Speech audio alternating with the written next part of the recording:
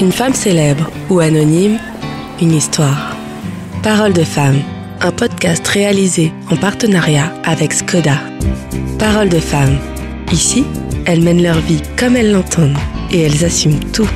Elles sont entrepreneuses, artistes, altruistes, courageuses, têtues, ambitieuses, passionnées. Elles se confient en toute intimité sur leur accomplissement professionnel, leurs victoires comme leurs doutes. Parole de femme. Carole Taboureau, vous êtes une communicante, mais vous êtes également une véritable funambule puisque vous réussissez à mener de front une carrière impressionnante et une vie de famille équilibrée. En fait, pour vous, il n'a jamais été question de faire un choix entre la vie professionnelle et la vie personnelle. Étudiante déjà, vous saviez où vous voulez aller et c'est donc vers des études de marketing et de communication que vous vous dirigez. Toute votre carrière tourne autour de la mobilité, vous créez même les bus de nuit, et c'est en 2001 que vous intégrez la SNCF en tant que responsable de la marque TER. Aujourd'hui, vous avez parcouru un sacré bout de chemin puisque vous êtes directrice de l'expérience client et des services en gare. Et ce n'est pas tout, vous êtes également présidente de Lagardère et Connexion. En clair, 2 postes qui ont un impact direct sur les usagers de la SNCF. Carole, bonjour. Bonjour Clémence. Alors, comme on le disait, votre carrière tourne autour de la mobilité et de la communication. Est-ce que c'est un hasard ? Est-ce que c'est un secteur qui vous attire depuis petite ? Qu'est-ce que vous vouliez faire petite déjà ? Petite, je voulais être juge pour enfants, donc vraiment rien à voir. Et la mobilité, c'est un hasard. C'est le démarrage par un stage. Des gens qui viennent me rechercher dès que je sors de l'école. J'arrive donc dans un groupe de bus et j'œuvre d'abord en tant que communicante sur des sujets d'information voyageurs, de communication. Et j'évolue dans ce groupe plutôt sur des sujets commerciaux, services, marketing. Et c'est là que vous créez les bus de nuit. Alors, c'est la dernière chose que j'ai faite effectivement pour ce groupe, c'est de créer l'offre de bus de nuit. Donc ça, c'est une aventure incroyable. On crée cette offre de service, de proposer des bus après le dernier train et avant le premier train. Donc des bus qui vont permettre, par exemple, à Transilien en Île-de-France, d'offrir un service 24/24. Sauf que la nuit, ce sera fait par les bus. Et donc, me voilà partie avec un conducteur et un bus quasiment toutes les nuits, enceinte de 6 mois de mon fils aîné, à faire ce qu'on appelle des chaînages, c'est-à-dire des repérages d'itinéraires, des repérages d'horaires pour pouvoir concevoir le service, toutes les lignes, et puis commencer à mettre en place des grilles horaires, etc. Et en fait, la recherche de financement pour lancer cette offre de bus a fait que j'ai rencontré la SNCF, qui ensuite m'a embauchée. Ah, donc les bus de nuit sont liés à votre arrivée à la SNCF ? Exactement. Vous avez effectué plusieurs postes au sein de la SNCF et aujourd'hui, vous êtes directrice de l'expérience client et des services en gare. Est-ce que vous pouvez nous expliquer un peu en quoi consiste ce travail ? Alors, ce travail, ça consiste à faire en sorte que les gens passent le meilleur moment qui soit dans une gare. 90% des gens, on va dire, viennent pour prendre un train. On a quand même aussi des gens qui ne sont pas voyageurs, qui viennent pour utiliser les services des gares, en particulier les boutiques, ou accompagner des gens, mais la plupart prennent un train et donc attendent. Le sujet, c'est de les rassurer, de faire en sorte qu'ils sachent à quelle heure et sur quel quai ils vont pouvoir prendre le train, et de faire en sorte aussi qu'ils puissent profiter des services de la gare. Des services qui sont plutôt des services qui touchent en fait au quotidien des gens. En tout cas, c'est ce qu'on essaye de faire parce que la gare, c'est un lien social et c'est aussi quelque chose qui participe à l'équilibre du territoire. Je suppose qu'il vous arrive de gérer des crises aussi. Comment vous gérez ça, vous, personnellement ? Alors, les crises, c'est le quotidien et c'est le ciment de la boîte, en fait. C'est une entreprise qui est très résiliente. On voit pas tout ce qui est dans le back-office et d'ailleurs les clients s'en fichent donc et c'est très bien comme ça. Mais c'est quand même beaucoup de travail et tout ce qu'on fait, on le fait en temps normal et en temps d'aléa. On s'entraîne sur des scénarios de crise avec aussi d'ailleurs des journalistes comme vous, des faux clients, etc. Pour ce qui me concerne moi, oui, je suis toujours en train de trouver des solutions. Dernièrement, par exemple, avec Relais, on a travaillé sur une offre de vouchers et de café, boissons chaudes gratuites pour les clients qui attendaient trop longtemps dans la gare. On vient de le mettre en place là cette année. Et vous vous sentez jamais dépassée ? Non mais moi j'adore inventer. J'adore régler des problèmes, j'adore transformer. Je suis arrivée dans la boîte pour 3 ans et ça fait 21 ans que j'y suis. Et j'y suis parce que j'adore cette boîte et j'ai toujours eu envie de transformer des choses dans l'entreprise et on m'a laissé faire. Donc voilà, tant qu'on me laissera faire, je vais rester. Quel a été votre plus gros défi jusque-là au sein de la SNCF ? Peut-être, je dirais, quand mon patron m'a proposé la présidence de la Gardère et Connexion, qui est là pour le coup une grosse boîte, c'est plus de 300 boutiques en gare. C'est aussi tout ce qui est Nespresso, Marks & Spencer. C'est une joint venture, 50% SNCF, 50% la Gardère. Et donc mon patron me dit, on va changer la présidence, tu vas prendre la présidence. C'était en 2019. Et moi, je lui dis, mais pourquoi tu veux me filer ça ? De toute façon, je suis pas du tout une financière, tu le sais bien. Oui, mais je cherche pas une financière, t'inquiète pas, les finances, t'auras toujours le groupe derrière toi. Moi, ce que je veux, c'est que tu pèses dans le partenariat et que tu transformes la JV. Et je lui dis, écoute, je vais réfléchir quand même ce week-end. Et là, il me dit, non, c'est tout réfléchi, j'ai déjà donné ton nom. Et là, vous avez le vertige ? Un peu, en fait. Je dis ça parce que comme toute femme, j'ai un plafond de verre, quoi. Donc jamais je me voyais prendre ça. Et puis je savais pas ce que ça représentait, présidence. Juste, je me disais, il y a quand même un mandat social, etc. C'est un gros machin. J'étais un peu timide par rapport à ça. C'est une façon aussi de se dépasser que d'y aller. J'avais un peu l'impression de me jeter dans le vide. Et d'ailleurs, comme c'était en 2019, évidemment, l'année suivante, on est tombé en plein Covid. Il a fallu aller emprunter des millions et des millions. Alors, mon patron en question, il est parti entre-temps. Et quant au groupe qui était derrière moi, question finance, je me suis retournée, il n'y avait pas grand monde. Donc, là, j'ai quand même vécu des mois et 2 années un peu compliquées. Voilà, mais la boîte se porte bien, tout va bien.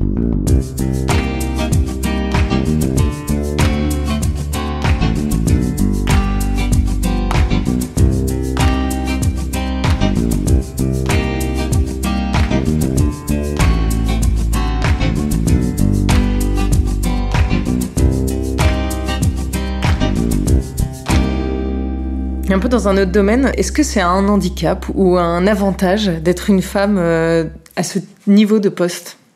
Je me suis jamais posé la question. Franchement, d'abord, je suis dans un métier qui est masculin. On fait beaucoup de progrès à la SNCF. Je crois qu'à Gare et Connexion, on doit être 30% de femmes. Je crois qu'en moyenne, à la SNCF, ça doit être 23 ou 24. Pareil, dans les bus, c'était quand même très masculin. Peut-être que c'était un avantage, en fait, mais je me suis jamais posé la question. Moi, je suis très féminine, mais plutôt garçon manqué. Et donc, par exemple, chez Keolis, quand je démarrais ma carrière, j'allais boire le café avec les mecs des ateliers, parce que je trouvais ça génial, la réparation des bus. Donc, voilà, je me pose pas la question dans ces termes. La question, c'est simplement posée quand vous avez eu des enfants. Au bout d'un moment, comment on jongle ? Parce que vous avez un travail très prenant et exigeant, donc...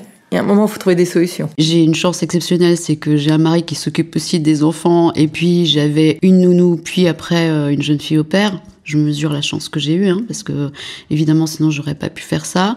Au moment où j'ai accéléré un peu ma carrière, mon mari était beaucoup plus à la maison. Et puis, quand même, quand j'ai eu mon 3e enfant, je me suis retrouvée dans un dilemme pour la première fois, c'est que un bébé, il se couchait à 20h et moi, je rentrais pas avant 20h. Et donc à un moment donné, quand j'ai repris mon boulot, au bout de 6 mois, j'ai dit à mon patron, non mais je sais même pas pourquoi j'ai fait un 3e enfant, je le vois pas. Et là, c'est lui qui m'a dit, un grand patron de la SNCF, qui m'a dit, mais pourquoi tu prends pas un temps partiel et ton mercredi, ça poserait pas de problème, ma femme le fait, dans une autre grosse boîte, etc. Je dis, écoute, puisque tu me le proposes, peut-être je vais le faire. Et j'ai pris un temps partiel pendant 8 ans, et pendant ces 8 ans, j'ai pris 2 autres postes sans aucun problème. Dans vos équipes, vous avez des femmes, et pareil, vous poussez au mi-temps ou au télétravail. Est-ce que c'est une avancée pour les femmes ? Est-ce que ça aide, ça simplifie ? Moi, je suis archi pour le télétravail. Ça permet, dans une boîte comme la SNCF, de passer de l'obligation de moyens à l'obligation de résultats. Et c'est pas neutre. Et donc moi, avant même le Covid, j'étais déjà une équipe qui avait beaucoup de télétravail. Et je dis notamment à mes collaboratrices jeunes qui ont des petits-enfants, parce que moi, ça m'est arrivé de jamais aller à la maternelle pour mon dernier. Surtout quand vous êtes en télétravail, allez chercher vos enfants à la maternelle et rebousser après, bousser quand vous voulez, mais il n'y a pas de sujet, quoi. Et alors, j'ai une autre question. Il y a 5 ans, vous avez pris une décision étonnante puisque vous aviez une carrière extrêmement bien lancée et vous décidez de retourner sur les bancs de l'école. Vous allez passer un master à HEC. Pourquoi ? Alors, j'étais à un moment de ma carrière un peu compliqué. Je travaillais avec quelqu'un qui était pas très bienveillant. J'ai frisé le burn-out quand même. Et je me suis dit, comment je me sors de ça avant de prendre un autre poste, etc. Et en parallèle, j'avais quand même envie d'explorer un peu plus le métier du digital, qui est pas mon métier de base, et je suis un peu vieille pour ça. Et donc oui, je suis partie à HEC, sur les bancs de l'école, comme on peut dire, qui m'a permis en plus de rencontrer plein de gens, de me faire du bien, voilà, et en même temps de m'apprendre plein de nouveautés. Dans votre carrière, vous avez des mentors qui vous ont poussé, qui vous ont aidé. Est-ce que vous pouvez nous en parler ? J'ai 2 grands patrons qui m'ont beaucoup poussée. J'ai parlé tout à l'heure de celui qui m'avait donné la présidence de la Gardère et Connexion. Et le même, au cours d'un exercice dans un comité de direction où on se parlait en tête-à-tête, m'a dit « Mais tu sais, Carole, c'est pas la peine que tu te poses la question de savoir si t'es bien à ta place dans ce comité de direction, même secrètement, parce que je te le dis, t'es bien à ta place. » Toujours la même chose, c'est-à-dire que à la fois moi je peux paraître sûre de moi, on va dire, voilà, et en même temps, comme beaucoup de femmes, je dirais pas toutes, mais beaucoup, j'ai des plafonds de verre et j'en ai eu toute ma carrière. Donc c'est important d'avoir quelqu'un qui en miroir croit en toi et puis te pousse à un moment en disant mais si tu peux, bien sûr que tu peux. Parce qu'effectivement vous vous posiez des questions à ce moment-là ? Je me pose pas des questions, je vais me poser des questions au moment où il y a un sujet qui m'arrive. Alors c'est pas des sujets encore une fois techniques dans mon job, etc. Parce que moi j'aime bien la page blanche et je crois aux solutions à tout problème. J'entraîne toutes mes équipes là-dedans, c'est vraiment mon mantra. Mais en même temps, sur moi, personnellement, et l'ascension qu'on peut me proposer, oui, je peux me poser des questions. Vous êtes vraiment en contact avec les voyageurs. Est-ce que on vous a déjà fait une demande un peu particulière ? Il y a toujours plein de choses qui se passent. On voit passer dans les 3000 gares 10 millions de clients par jour quand même. Donc c'est vraiment des choses différentes. Je gère aussi le service des objets trouvés. Il y a pas longtemps, je vais voir les prestataires de services et voir les coulisses des objets trouvés et je vois une robe de mariée. Je me dis mais comment c'est possible? Et en plus on me dit mais de toute façon elle va partir parce qu'on les garde 1 mois et 1 jour les objets parce que personne n'est venu la réclamer. Je dis alors ça c'est on n'est pas venu la réclamer. On voit toujours des trucs marrants.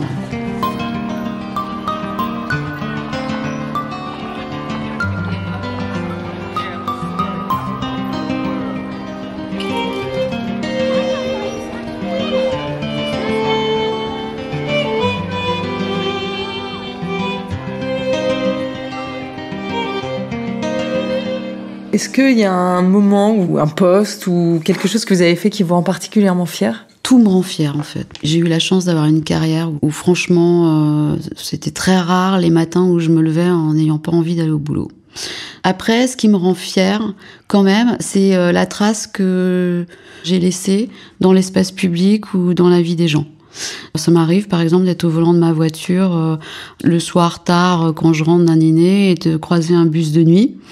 Et là, je me dis, quand même, c'est moi qui l'ai fait, quoi. Enfin, c'est moi qui ai fait en sorte qu'il y en ait sur le territoire. Probablement que si ça n'avait pas été moi, ça aurait été peut-être quelqu'un d'autre. Et voilà. Mais en tout cas, j'ai créé l'offre, donc je suis fière. Et en gare, les nouveaux espaces d'attente aujourd'hui, avec des arbres, du bois, etc., qui sont, je trouve, très jolis. Voilà, c'est dans mon équipe que ça a été fait, avec notre filiale de design à REP. Et puis demain, très bientôt d'ailleurs, vous allez voir fleurir des nouvelles fontaines à eau dans les gares et qu'on a designées aussi et qui vont arriver dans les gares. Je pense que je serai assez fière de ça aussi. À l'inverse, il y a un moment dans votre carrière où vous vous êtes dit ouais, là je suis pas capable, c'est trop compliqué. Vous aviez envie de tourner les talons ? Non, j'ai jamais refusé et j'ai eu beaucoup de trucs compliqués à faire, mais c'est pas mon genre de tourner les talons. Avoir des moments de découragement, oui, ça m'est arrivé. Ça m'est arrivé notamment quand j'étais chez Transilien. Parce que Transilien, c'est très dur, c'est très compliqué. Il y a 3 millions de clients par jour. Tout le monde dit c'est tout le temps en retard le train, etc. Et quand on fait du marketing, on arrive avec nos nudges, notre jeu concours, notre truc. On a l'impression que c'est cerise sur le gâteau. Donc il y a des moments, c'est un peu décourageant. Mais non, j'ai toujours relevé les défis et j'aime plutôt travailler avec des défis. Et vous avez le sentiment qu'un jour vous avez échoué sur quelque chose ? Non, ils ont tous été relevés. Ah non, je pense qu'il y a des échecs où il y a des choses qui marchent pas. Typiquement, des opérations marketing, on peut se rendre compte parfois que le client est pas au rendez-vous. Ça arrive, mais ça c'est plutôt bien parce que ça permet en fait de faire des retours sur l'expérience qu'on a vécue et de pouvoir améliorer. Moi, je suis une partisane du 80-20 en plus, parce que si on attend d'être parfait, on sort jamais rien. Donc moi, je dis à tout le monde, et mes équipes en premier, 80-20. Une fois que le produit il est à 80% fini, on le sort. Et on le teste. Et donc moi, je fais énormément d'expérimentations et en vue ensuite d'industrialiser. Voilà, donc moi, je n'ai pas peur des échecs. Et aujourd'hui, si je vous demande quel est votre prochain Everest ? Ralentir. Parce que je sais pas m'arrêter et que parfois je me dis bon, à un moment donné la carrière va s'arrêter, qu'est-ce que tu vas faire ? D'ailleurs mon mari me pose souvent la question en disant mais toi peut-être un peu ralentir ou me dire qu'est-ce que j'aimerais faire en dehors de ma famille et mon boulot, ce que je fais depuis 30 ans, et si je ralentis comment et qu'est-ce que j'aimerais faire ? Je sais pas encore trop bien. Mais y réfléchir, ça participe du chemin, quoi. Est-ce que vous avez un mantra qui vous guide au quotidien ? 2, l'avenir appartient à ceux qui se lèvent tôt. Ça veut dire que voilà, on a passé d'une journée pour faire toutes les choses qu'on a à faire. Et puis un autre mantra qui me sert dans la vie pro comme perso, c'est savoir bien s'entourer.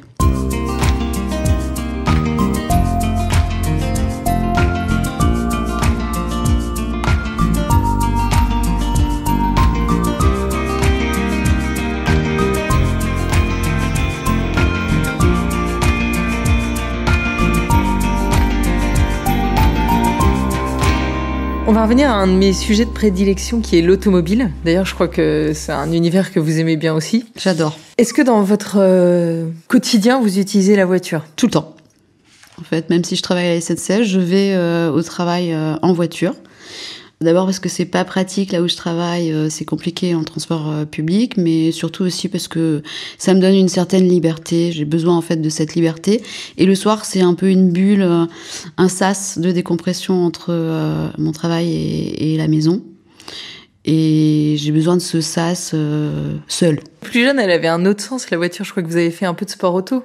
Du sport auto, non, mais j'ai eu pas mal de pratiques de kart, j'ai fait de la Formule 3000, j'ai fait des stages de conduite extrême.